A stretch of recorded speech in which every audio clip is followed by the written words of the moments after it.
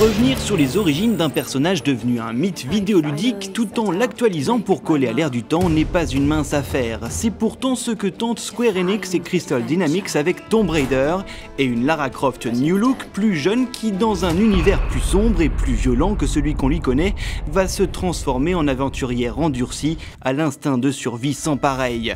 Les premières images découvertes lors de cette E3 à Los Angeles sont très prometteuses et il sera bien difficile d'attendre jusqu'à la sortie du titre à l'automne 2012. Dans le même genre, mais version masculine, Sony a profité de ce salon pour présenter Uncharted 3 Drake's Deception.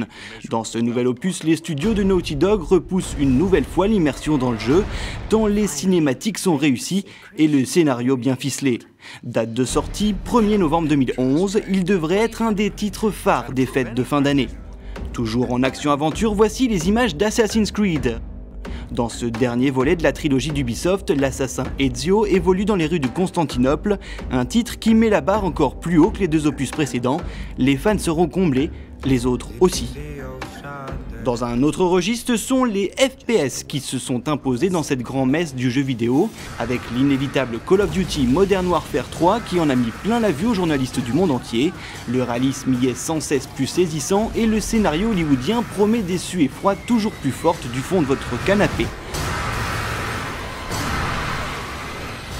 L'autre FPS qui nous a étonnés, c'est Battlefield 3 d'Electronic Arts, avec une action qui se déroule à Londres, Paris ou encore Berlin, mais aussi dans une zone Iran-Irak en pleine pacification. Le nouveau moteur graphique est bluffant, la bande-son est prenante, bref, de quoi envisager une belle guerre des FPS à la fin d'année. Enfin, cette E3 a aussi été l'occasion pour les constructeurs de dévoiler de nouvelles consoles qui misent davantage sur le tactile et proposent des expériences de jeu inédites. Ici Nintendo et sa Wii U, dotée d'une manette géante avec écran tactile intégré, manette qui peut devenir autonome et permettre de jouer sans allumer son téléviseur. Autre nouveauté, chez Sony cette fois, la PlayStation Vita qui s'apprête à remplacer la PSP. Au menu, écran OLED multitouch, surface tactile au dos de la console, Wi-Fi, 3G, GPS intégré, 2 caméras dont une utilisable pour la réalité augmentée, un processeur plus rapide, bref, de quoi concurrencer Nintendo et sa 3DS mais aussi l'iPod Touch d'Apple. Ça promet aussi une belle fin d'année.